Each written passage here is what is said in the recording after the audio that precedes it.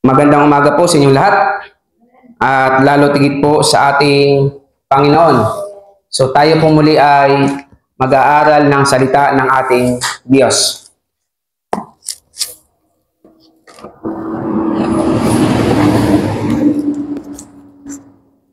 Ang pamagat po ng ating pag-aaralan, ang sabi po dito ay ang Diyos po ay ang lahat sa atin. So naniniwala po ba tayo na ang Diyos ay lahat sa atin? Ibig sabihin, kapag tayo ay nasa Panginoon, lahat po ng ating kailangan ay kayang ibigay po ng Diyos.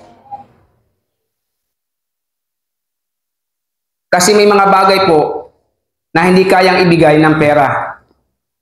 Tandaan po natin, kahit hindi po tayo mayaman, kahit ano pong sitwasyon, kahit ano pong panahon, kahit ano pong kalagayan natin, kapag tayo po ay nasa Diyos, magiging kontento po tayo sa ating buhay. Hindi po tayo maghahanap ng wala. Ano po? Hindi po tayo magiging, sabi doon ay mapaghanap. Ibig sabihin, makukontento po tayo kapag tayo ay nasa Panginoon. So ang sabi po sa aklat ng Juan 1:12.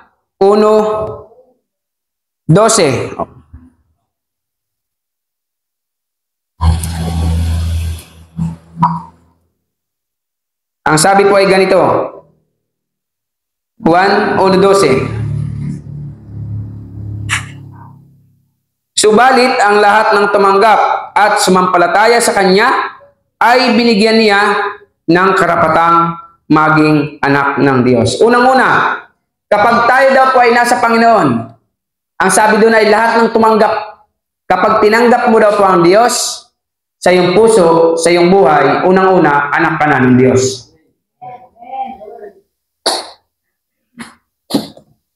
At siyempre, kapag anak ka ng Diyos, hindi ka pababayaan ng iyong ama. Pero bang ama na nagpabaya sa anak? Opo. Siguro, kung ang ama ay mapabaya sa anak, ay hindi po mabuting ama yun. Ang Panginoon ang ating mabuting ama. Siya ang ating dakilang pastol. At kailanman hindi po magkukulang kapag tayo ay nasa Panginoon. So unang-una, di masama ang isang tao, anuman ang pinagdaanan natin, kapag tinanggap natin ang Diyos, ibibilang tayo na isang anak ng Diyos. At kapag ikaw ay anak ng Diyos, ibig sabihin, mayroon ka na pong special pabor sa Panginoon. Sapagkat ikaw ay kanyang anak. Di ba? Pag mga anak, may mga special pabor sa ama yan. Kung ang ibang tao na bibigo, pag anak nang humingi, lalo't alam mong kailangan na kailangan, ibibigay talaga yan kasi anak ka nga. Ganun din po sa Panginoon. Kapag ikaw ay tumanggap sa Panginoon, ikaw ay anak na ng Diyos, tayo ay anak na ng Diyos, anuman po ang hingin natin sa kanyang pangalan, ang sabi sa Biblia, ng may pananampalataya ay ibibigay po ng Panginoon. So napakasarap po pala kapag ang isang tao ay tumanggap sa Panginoon. Automatic, ikaw ay anak na ng Diyos. Kaya kapag anak ka ng Diyos, hindi ka po pababayaan ng Diyos. Sa oras ng iyong kagipitan, sa oras ng iyong problema, kung ikaw man ay may sakit, kung ano man ang iyong kailangan, iyan po ay nakikita ng Diyos at hindi po tayo pababayaan ng Panginoon. Kaya napakasarap po na maglingkod sa Diyos dahil tayo ay itinuturing po niya na kanyang mga anak. Okay, una, kapag tinanggap mo ang Diyos, anak ka na agad ng Diyos. Pangalawa, ang sabi po sa aklat ng Roma 19. Roma 19. So, ang sabi po ay ganito. Kung ipapahayag ng iyong bibig na si Jesus ay Panginoon at buong puso kang sasampalataya na siya'y muling binuhay ng Ama, ay maliligtas ka. Pangalawa, kapag ikaw ay tumanggap na sa Panginoon at ikaw ay anak na ng Diyos, unang-una, pangalawa ay magkakaroon ka na raw po ng kaligtasan. Kaya napakasarap na maglingkod sa Panginoon at makakilala sa Diyos dahil ibibilang kang anak ng Diyos at magkakaroon ka po ng kaligtasan. Paano naman yung mga taong wala sa Diyos? Ay wala pong sinabi doon na pati wala sa Diyos, may kaligtasan.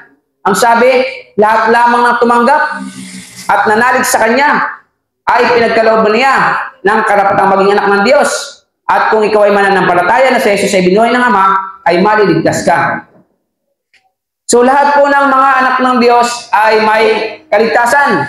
Kaya napakahalaga sa isang tao na dapat po tayo ay makakilala at sumampalataya maglingkod sa Diyos upang tayo man ay magkaroon ng kaligtasan.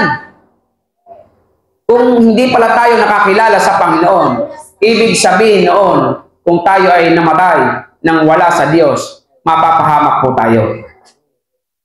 Dahil malinaw, lahat lamang ng tumanggap sa Panginoon at lahat lamang ng anak ng Diyos. Iyon lamang po ang may kaligtasan. Hindi naman po pwedeng maglingkod ka sa Panginoon, ligtas ka. Huwag kang magligtas sa Panginoon, huwag kang maglingkod sa Panginoon, ligtas ka. Parang hindi po tama, di po ba? Kung hindi maglilingkod sa Diyos, may kaligtasan, bakit pa tayo nagsisimba? Bakit pa tayo nagsisimba? Nag-aabala lang tayo, di magtrabaho na lang kahit linggo. Pero ang sabi ng Panginoon, lahat lamang ng sumasampalataya sa Panginoong Hesus ang magkakaroon ng kaligtasan. Lahat lamang ng naglilingkod sa Panginoong Hesus ang magkakaroon po ng kaligtasan.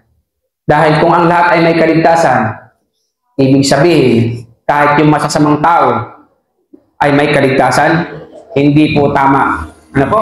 Sapagkat ang Diyos natin ay Diyos ng katwiran. Diba? Sa batas nga sa mundong ito, sa saligang batas nga, gumawa ka ng masama, paparusahan ka talaga. Pag matindi pa ang kasalanan mo, bitay ka pa. Diba? Ay buti sa Diyos, walang bitay Sa batas ng mundo, kapag umamin ka, ikulong ka. Pero sa batas ng Diyos, pag umamin ka, papalayain ka ng Diyos. Di ba? Kaya napakasarap pong maglingkod sa Panginoon. Mayroon po tayong kaligtasan. Kaya sa lahat ng naglilingkod sa Panginoon, malinaw po ang ating kaligtasan. Ang sabi sa aklat ng Lucas 10:26,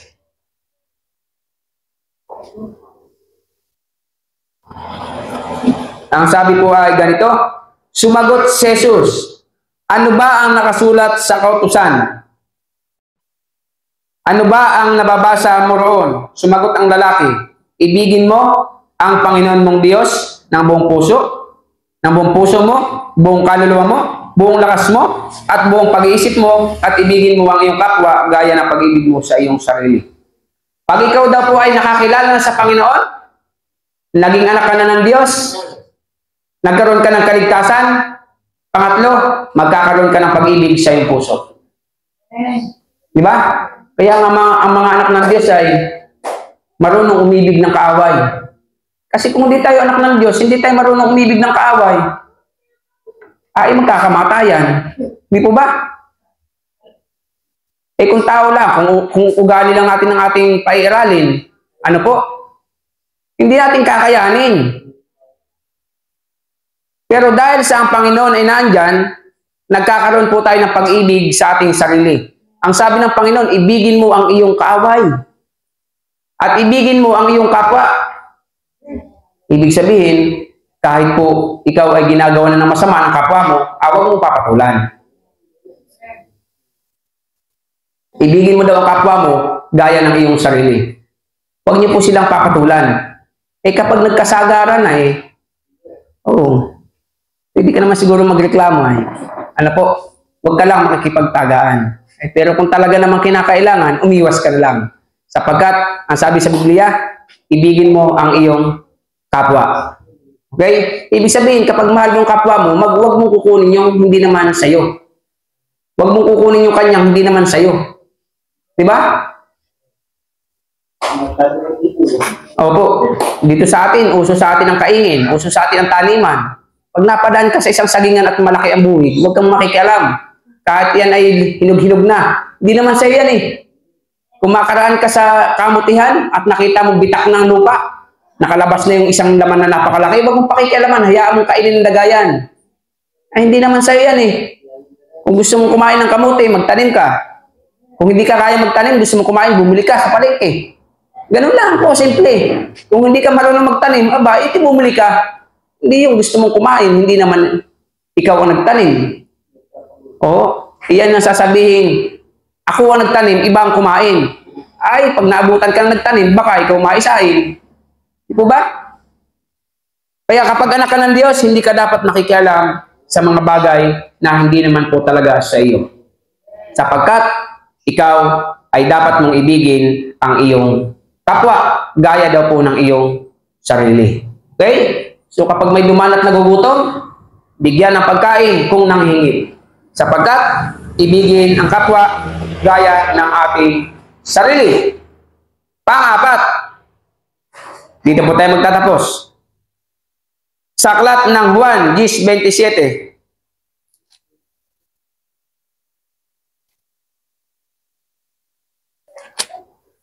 So ang sabi po yung ganito. Nakikinig sa akin ang aking mga tupa, nakikilala ko sila, at sumusunod sila sa akin. Pang-apat, kapag ikaw daw po ay naging anak ng Diyos, ano po, nagkaroon ka ng kaligtasan, ang sabi dito, kailangan daw po ikaw ay nakikinig sa Panginoon. Ang Diyos po natin buhay kahit hindi mo nakikita. At iyan po ay nangungusap sa bawat isa sa atin. Opo, nangungusap po yan. Nakakausap ka niyan. Hindi po yan yung Diyos na ribulto. At hindi po naman nakakausap. Bulungan mo ng bulungan eh. Hindi makakarinig. Walang butas ang tainga nun eh. Nakikita nga. Wala namang buhay. Pero ang Diyos natin, kahit hindi po nakikita, iyan po'y buhay. At gumagawa sa ating buhay. Diba? Yung mga himalang bagay, ginagawa sa atin ng Panginoon. Ibig sabihin, makikinig ka daw pag sinabi ng Diyos na huwag mong gawin, huwag mong gawin.